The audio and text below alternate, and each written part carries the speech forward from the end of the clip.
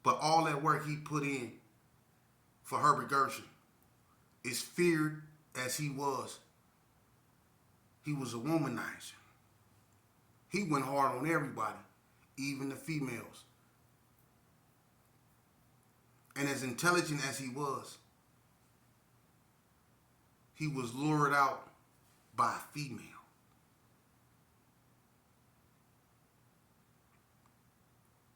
The harder you live, the harder you leave, man.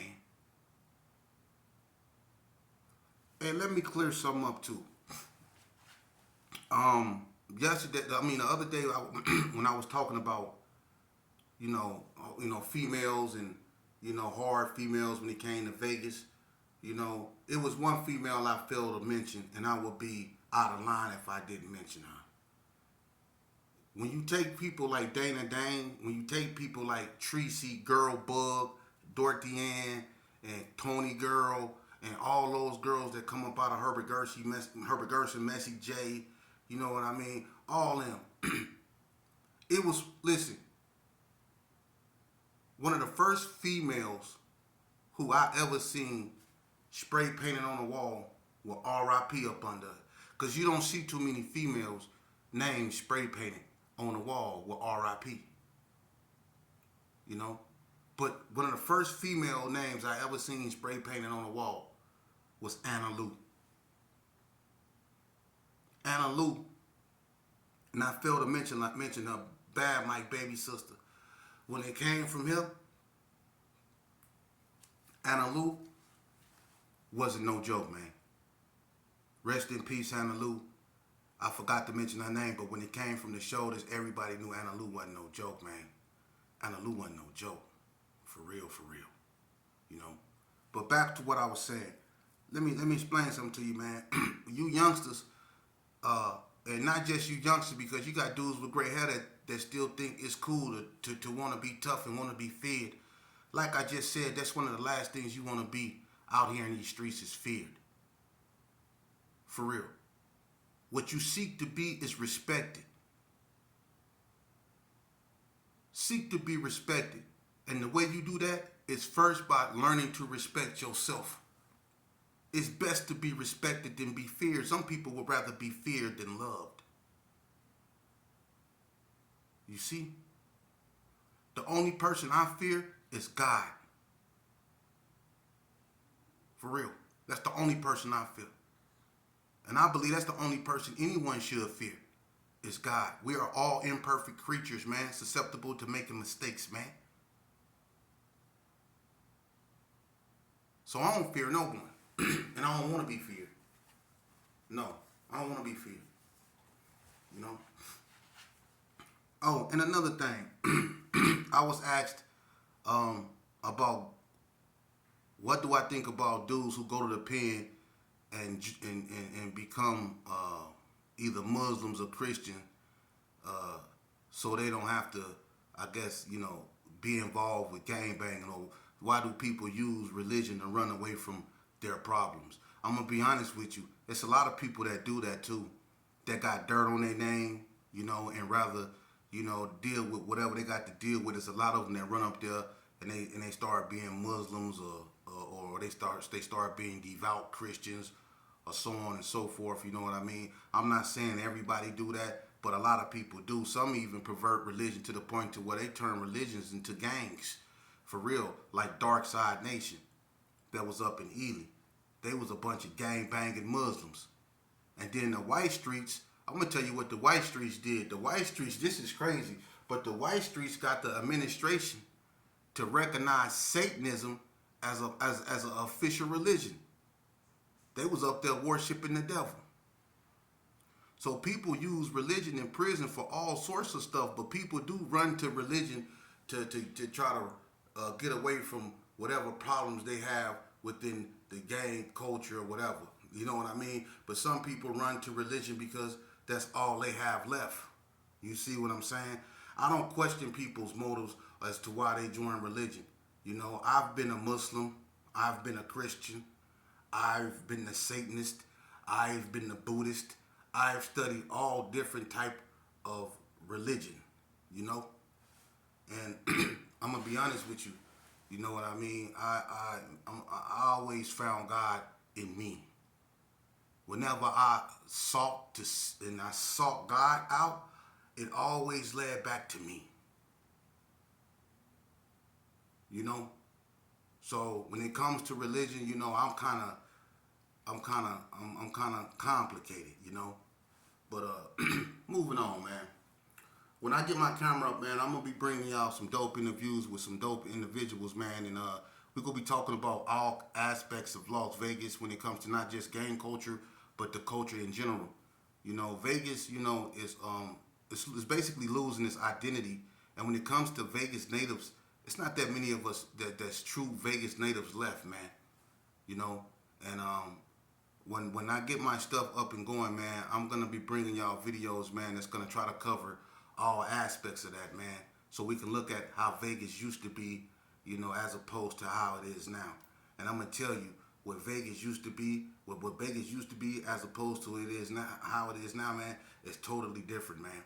For real, it's a lot of people that's not here because of gang violence, because of drug use, you know, and it's just things have changed, you know.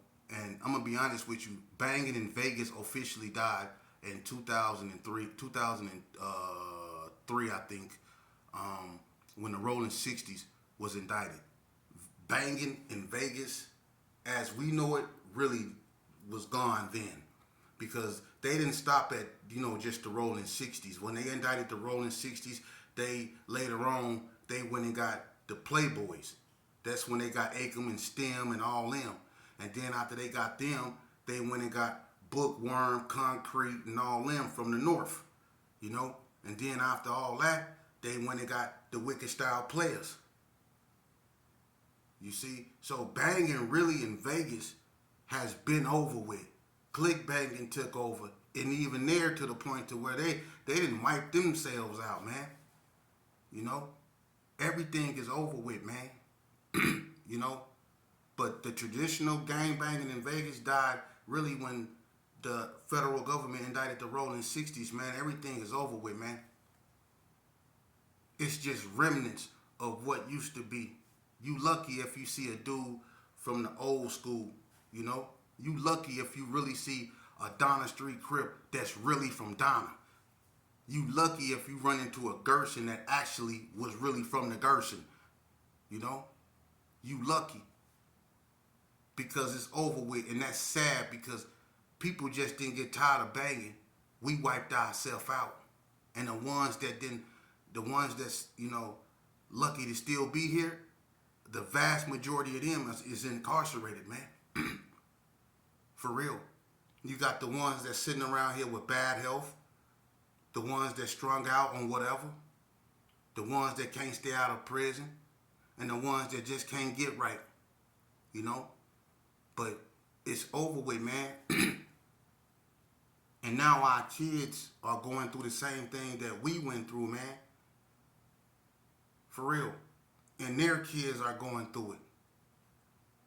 You know? And that's why I bring the messages I bring, man, to keep the spotlight on a problem that we really need to deal with. And until we deal with this problem, the problems that's around us that we constantly complain about are going to continue to persist, because we're not dealing with the internal strife that need our attention, man. And until we deal with the internal strife, man, we're gonna be infected and infested with all this other bull crap that's continuously going on around us, man. We have to look within. It's called introspection.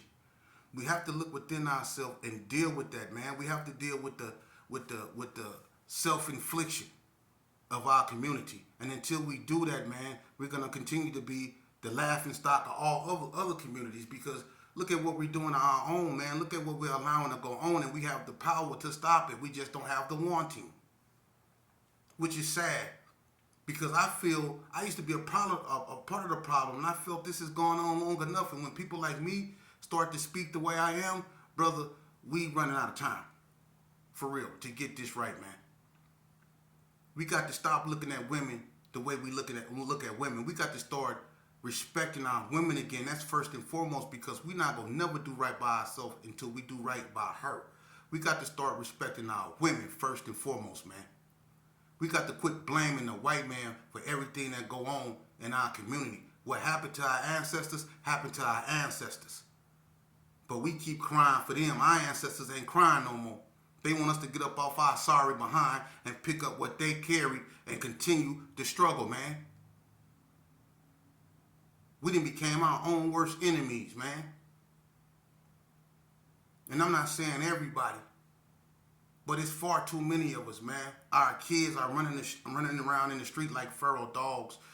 They gunning each other down, and all we do is we get on this internet and we go back and forth with one another, tearing each other down, man. And that's so sad, man, because the world is watching. The world is watching. And then you got other platforms, people from other communities that make money off us tearing each other down on their platform while they sit back and just make money off us tearing one another down. You see?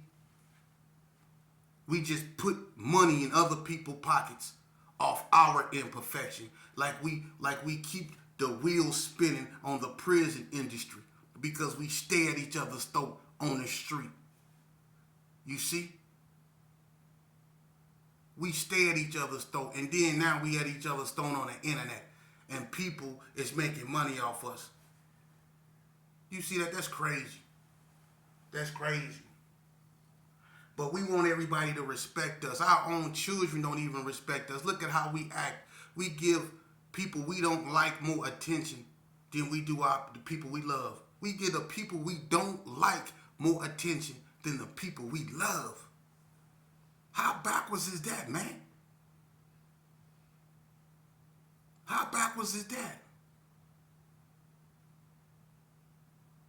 And I'm going to be the first to tell you, man, I have received more love from people I used to consider my enemies than I have from people I didn't grew up with.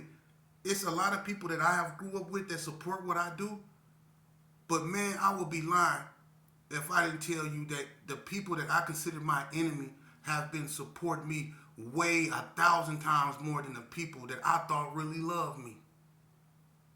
It's only a handful of them guys up over there that support what I do, because I'm not making them look the way they want to look. I'm actually telling the truth about what's going on in these streets, man. So but that's cool. I accept that, man. The truth walk alone. Allah can catch a ride with anybody. You see? So if that's the way it is, that's the way it is, man. Like I say, the only person in this world I fear is God. For real. And he put me on this mission. He kept me here, not my homeboys. You know? And that's sad that people that I used to consider my enemy recognize the good in me. They look at me now and like, dang, sheepdog ain't so bad, man. Sheep alright herb. You know what I mean? You got some dudes that look at me like, sheep okay herb. Yeah, you know what I'm saying? You know what I mean? You got dudes actually saying that now, and that's cool. I take it, whatever, because it's positive. These the same dudes that didn't think so favorably of me once upon a time. You see? And if I can make peace with people who I was trying to unalive and was trying to unalive me, I can help these youth, man. I can. Because if we can mend the fence and say, you know what? We were stupid for how we behaved, man. We were dumb, yet let's use what we've been through to teach the youth. If I can do that, man, I know I can reach these youngsters. It's people that don't want me to do it. You see? It's people that don't want me to do it. It ain't the fact that they don't want it done. They just don't want me to be the one to do it. You see? But that's okay, though. That's okay. Because I promised my father I would. I promised my father I would. And I'm standing on this. I'm standing on this. So, I'm going to keep bringing y'all Vegas Chronicles, man. And I'm going to keep answering the questions. I'm going to keep bringing y'all dope interviews. I got one on the horizon, man. And I'm going to keep elevating, man, and doing the best I can, man. And I'm going to keep using my life story, you know what I'm saying, to try to contribute, you know what I'm saying, to combat, the violence that's going on in our community, man, and help bring awareness to a problem that need all our attention. In order for this to go away, we're gonna have to come together and admit that it exists first. We go on as business as usual, like there is no problem in our community, when there is. And the biggest problem in our community right now is self-hate. It's self-hate. It's not racial injustice. It's self-hate. That's the biggest problem in our community. Self-hate. When you hate black women, when you show the disdain that we do toward our women, that's self-hate, because they are us, we are them. Without the black woman, there is no us. But we treat them like they're nothing. And we treat one another, brothers, we treat one another like enemies. When we stop looking in the mirror and seeing an enemy, and start looking in the mirror and seeing a brother. Because when you look at one another, you looking at yourself. You are me, I am you. That's what made our ancestors so resilient. They knew that they were one. They didn't have nothing else. See? They had a constitution that said that they were 3/5 of humans. That's what they had. They were being treated as such, but they knew they had each other. And when we figure that out, when we realize that all we really got is each other and God, we will again rise back to the gold standard. But as long as we look at each